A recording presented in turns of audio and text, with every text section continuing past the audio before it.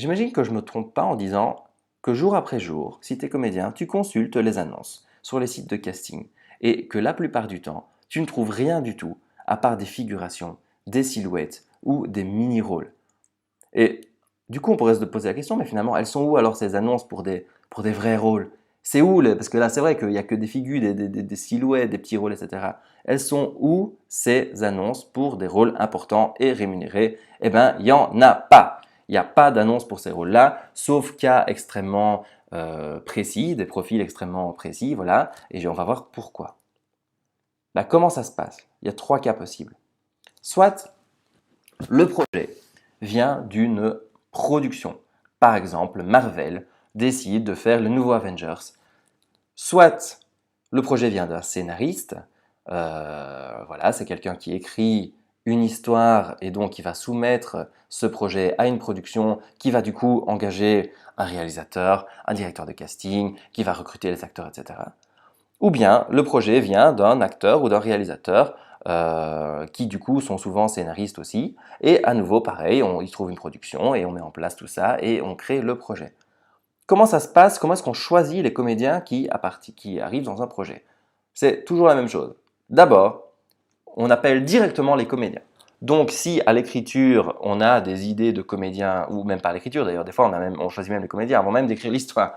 Mais donc voilà, on se dit, ok, moi je veux Will Smith dans mon film. On appelle Will Smith. Si ça ne fonctionne pas, si les comédiens qu'on appelle ne veulent pas, on appelle le suivant, hein, on fait une liste. En gros, on se dit, ok, il y a 10 comédiens qui pourraient jouer ce rôle, j'appelle le premier, il veut pas, j'appelle le deuxième, il veut pas, j'appelle le troisième, etc. Si, si vraiment aucun des comédiens auxquels on a pensé dans un premier temps ne répond et n'accepte les rôles, là je parle pour les rôles principaux, hein, pour les rôles importants, eh bien on va contacter les agences de comédiens et on va leur dire, ben voilà, on recherche tel type de profil, tel type de profil. On va également contacter les directeurs de casting. Alors, les agences, soit ils vont directement proposer des comédiens aux productions, soit ils vont contacter eux aussi des directeurs de casting. Et ces directeurs de casting, qu'est-ce qu'ils font? Eh bien, ils vont appeler leur propre liste de comédiens, ceux auxquels ils pensent. Donc, à nouveau, ils ne vont pas poster d'annonce, ils vont directement contacter des comédiens dans leur liste. Et donc, ces comédiens vont venir passer des castings. Soit aucun des comédiens qui a passé le casting ne correspond au rôle recherché, ce qui est assez rare, soit il n'y a carrément pas de comédiens qui correspondent au rôle recherché. Si on recherche par exemple un nain unijambiste, que sais-je.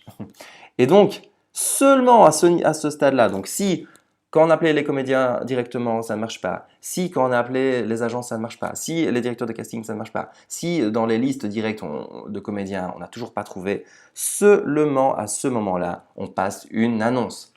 Vous imaginez donc bien que c'est extrêmement rare et que dans l'immense majorité des cas, il n'y a pas d'annonce pour ces rôles. Du coup, comment est-ce qu'on a accès à ces, on peut appeler ça des castings invisibles? Eh bien, c'est le seul moyen, c'est d'être dans la tête de ceux qui décident, c'est-à-dire les producteurs, les réalisateurs et indirectement les directeurs de casting qui peuvent te présenter à ces personnes-là, avant même que les projets ne se créent. Du coup, on revient à la compétence qui est vraiment d'être capable de développer son réseau. Et donc, comment est-ce qu'on fait? Eh bien, il faut comprendre où trouver ces personnes, comment se motiver à y aller, comment les aborder, les erreurs à ne pas commettre et comment maintenir ces relations.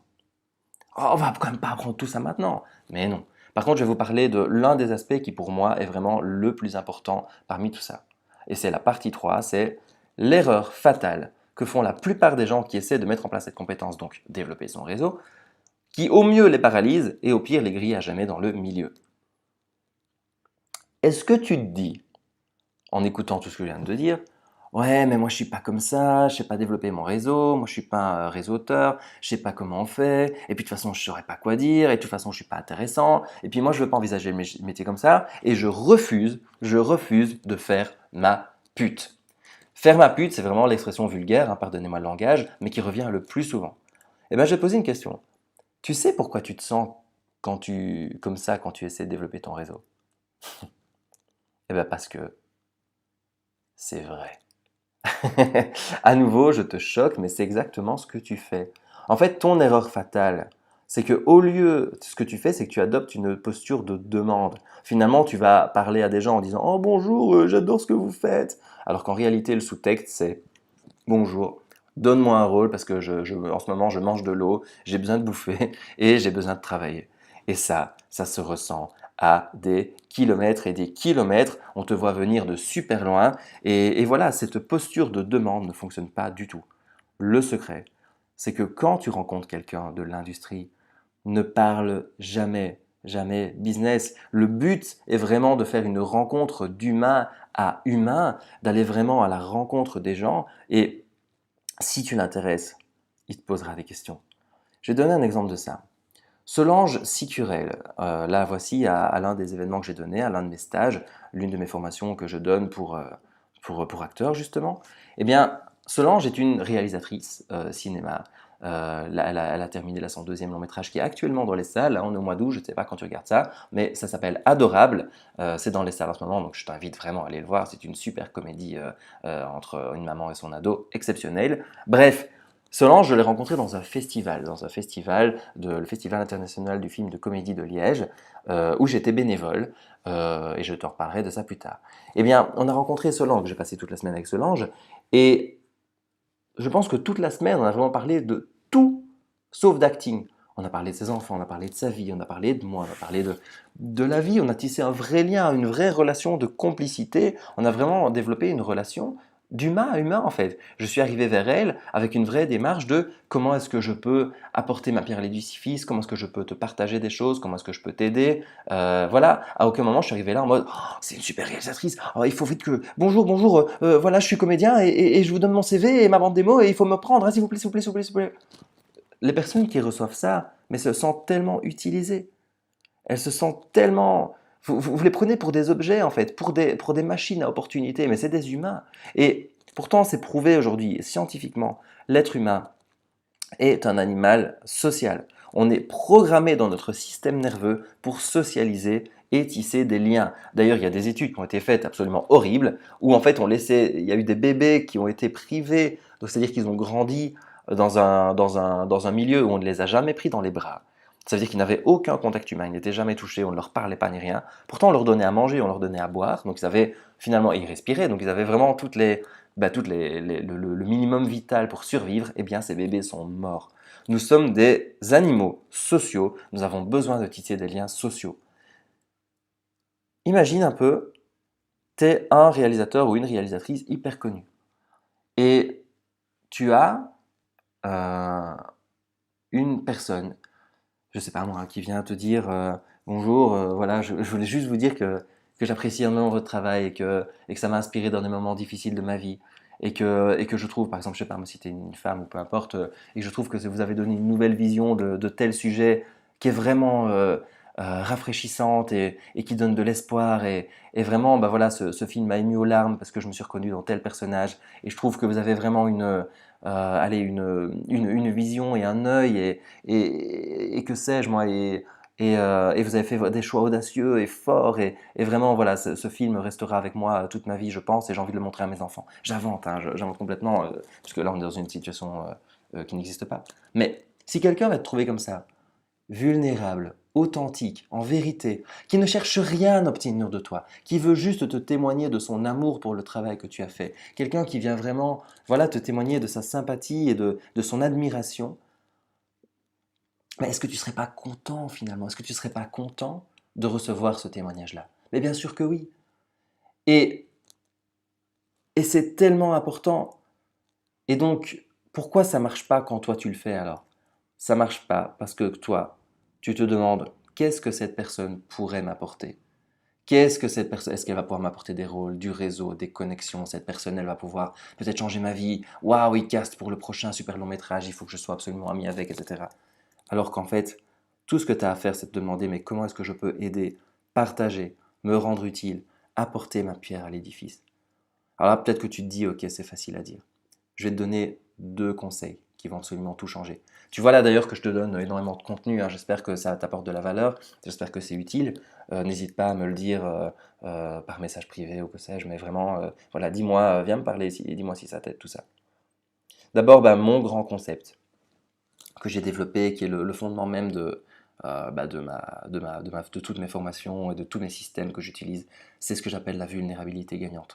Alors, je vais aller très vite là-dessus parce que ça fait déjà pas mal de temps que je vous parle, mais voilà, ça c'était lors d'un de mes stages.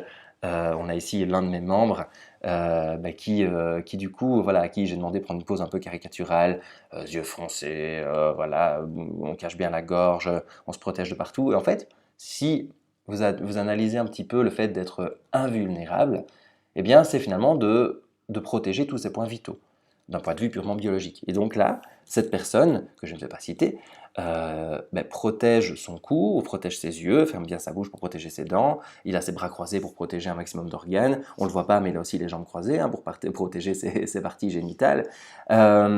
Et clairement, là, d'un point de vue purement biologique, il est invulnérable, en tout cas, il se protège. Eh bien, si vous analysez cette personne, quels sont les mots qui vous viennent en regardant ça? Souvent, c'est fermé, euh, c'est allez, pas heureux, ouais, renfermé, isolé, de mauvaise humeur, etc.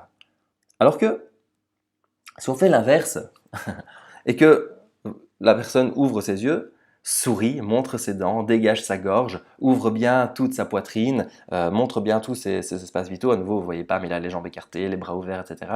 Donc là, il est totalement vulnérable. C'est-à-dire que si j'étais un prédateur, il est à ma merci. Je peux le tuer. Mais par contre, eh bien, cette personne est vraiment, comment dire, elle est tellement ouverte, et quand si vous deviez la qualifier là, vous pourriez dire que c'est quelqu'un d'ouvert, de positif, de puissant, de sûr, de bien dans sa peau, etc., etc. Et donc, c'est l'expression physique finalement d'une chose qui est que la vulnérabilité n'est pas du tout une faiblesse comme on pourrait l'imaginer, mais bel et bien une force. Je vais vous donner un scoop. Là, allez, je vous balance tout, je ne pensais même pas parler de ça, mais vous savez, être vulnérable, c'est obligatoire pour une raison assez simple. Je vais vous donner un scoop. Cette industrie n'a pas besoin de nouveaux acteurs.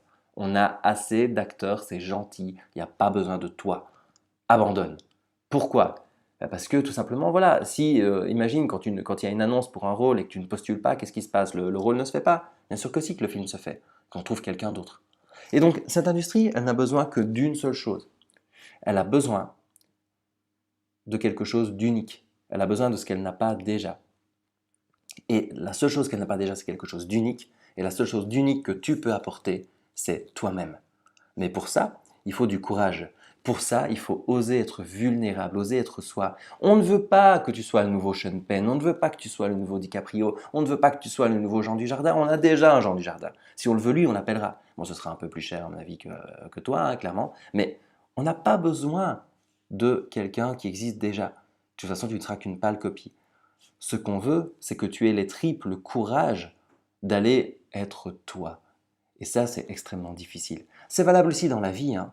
La vulnérabilité gagnante, mais si tu vis une histoire d'amour, évidemment que cette personne, elle peut te blesser, évidemment que cette personne, elle peut te détruire, évidemment que cette personne, elle peut te réduire à néant, mais d'un autre côté, si tu n'es pas vulnérable à 100%, si tu n'arrives pas à ouvrir ton cœur, si tu n'arrives pas à vraiment, oui, t'autoriser à vivre ça avec elle, eh bien, tu ne peux pas vivre une vraie histoire d'amour et vraiment être heureux. Pour revenir au réseautage, eh bien, vas-y avec cette démarche, on l'a dit, non pas de demande, mais d'ouverture et de proposition, et vas-y avec toute ta vulnérabilité. Et c'est pas grave si tu as des défauts, et c'est pas grave si tu bégayes, et c'est pas grave si peut-être que tu n'es pas bien coiffé, etc. Vraiment, vas-y en étant toi-même, et n'essaie surtout pas d'être quelqu'un d'autre, et vraiment, vas-y en étant toi, et ce sera toujours touchant. J'ai un exemple avec une des comédiennes qui a participé à l'une de mes formations. Elle s'appelle pas vraiment Martha, mais j'ai changé son nom ici parce que voilà, par protection de la vie privée.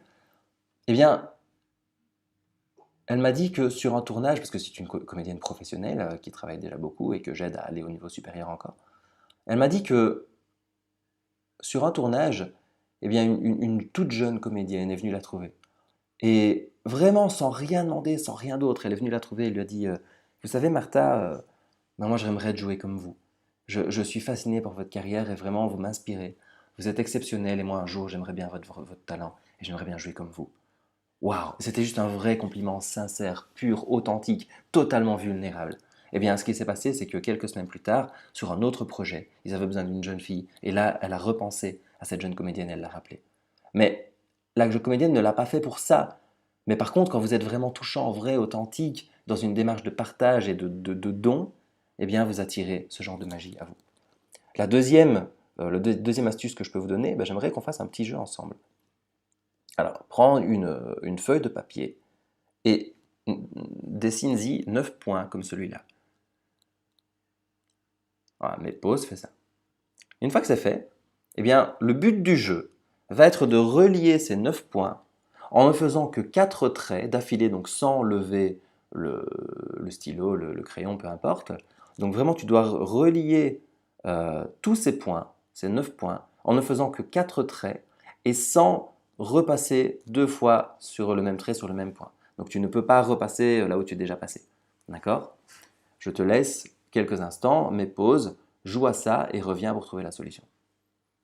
Donc vraiment, tu ne peux faire que 4 traits en tout qui se suivent, donc tu ne peux pas lever le stylo, et tu ne peux pas passer 2 fois sur le même point.